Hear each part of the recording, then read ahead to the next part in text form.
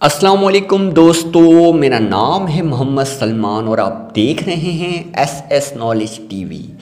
दोस्तों, इंसान ने तरक्की पाने के लिए यकीनन कायनात में बहुत से हैरानकुन चीज़ें की हैं, लेकिन आज की इस वीडियो में हम बात करेंगे दुनिया के चंद ऐसे इंसानों के बारे में जिन्होंने जानवरों से रेस लगाने का फ़ैसला किया। जानवरों से रेस लगाने के बाद उनके साथ क्या हुआ, आज की इस वीडियो में हम बात करेंगे। आप सबसे गुजारिश है कि वीडियो को आखिर तक ज़रूर देखिएगा। तो स्टार्ट करते हैं। नंबर 4, माइकल फेल्प्स दुनिया के तेज़ तरीन तैराक हैं और उन्हें उड़ती मछली भी कहा जाता है, लेकिन क्या वो वाकई तेज़ रफ्तारी में मछली का मुकाबला कर सकते हैं? डर्नी नेटवर्क ने जब ये मालूम करने के लिए सफ़ेद शार्क और फ्लैप्स के दरमियान 100 मीटर की रेस कराने का फ़ैसला किया।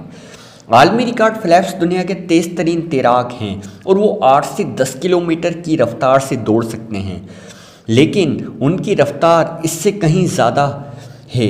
मुकाबले में आसानी के लिए फ्लैप्स ने जनूबी अफ्रीका में मुनअकिद कराई जाने वाली इस रेस में मोनोफिन सूट पहना, जिससे तैरने में आसानी होती है।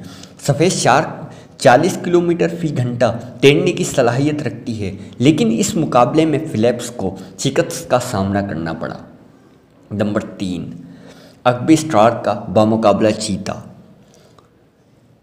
ब्रायन हेनाना का शुमार तेज़ तरीन खिलाड़ियों में होता है और वो 100 मीटर का फासला 11 सेकंड में तय कर लेते हैं। उन्होंने चीते से दौड़ लगाने का फैसला किया। चीता दुनिया का तेज़ तरीन जानवर है। चीता 100 मीटर का फासला 3 सेकंड में तय कर सकता है। इस मुकाबले में यकीनन चीते ही की जीत हुई, लेकिन उन्होंने अपने तौर पर बहुत कोशिश की, लेकिन जाहिर है जानवर तो फिर जानवर है, जीत चीते ही की हुई। नंबर 2, इतालवी तैराक का मुकाबला डॉल्फिन के साथ। 100 मीटर फ्री स्टाइल के आलमी चैंपियन फिलिप्पो मैग्नेकी ने 2011 में रोम में डॉल्फिन से मुकाबला किया था।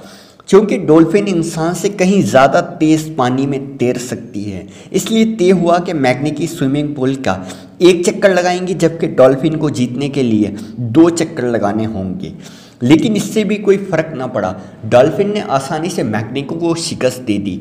इसके बाद मैग्नेकी ने दोबारा मुकाबला किया और डॉल्फिन को 3 चक्कर लगवाए और ख़ुद 1 चक्कर लगाया, लेकिन फिर भी इसका कोई फ़ायदा ना हुआ। डॉल्फिन ने आसानी से मैग्नेकी को शिकस्त दे दी। नंबर 1, जेसी ओंस का घोड़े के साथ मुकाबला। दोस्तों, जेसी ओंस टैक्स की दुनिया में असातीरी शहरत के माहिर हैं। स्याहफाम दौर में उन्होंने सन 1936 में बर्लिन ओलंपिक्स में हिटलर के सामने तलाई तमगा जीता था। हिटलर स्याहफाम नस्ली कुशा के से तासुब रखते थे और इनका ख्याल था कि आर्याई नस्ल सबसे बढ़तर है, इसलिए हिटलर स्याहफाम से नस्ली तासुब रखते थे। रिटायर्ड होने के बाद ओंस ने माली मुश्किलात से निपटने के लिए ये हल निकाला कि उन्होंने लोगों के हुजूम में घोड़ों के साथ दौड़ लगाने का फैसला किया।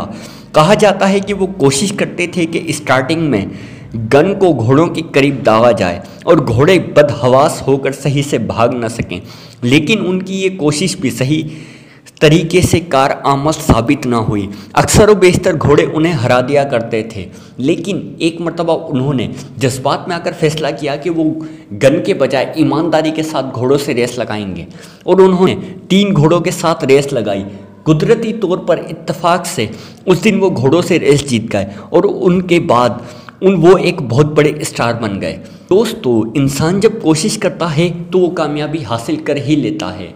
मैं उम्मीद करता हूँ कि आज की वीडियो आपको ज़रूर पसंद आई होगी। मज़ीद इस तरह की वीडियोस के लिए हमारा चैनल सब्सक्राइब करें और कमेंट में अपनी राय से आगाह कीजिएगा।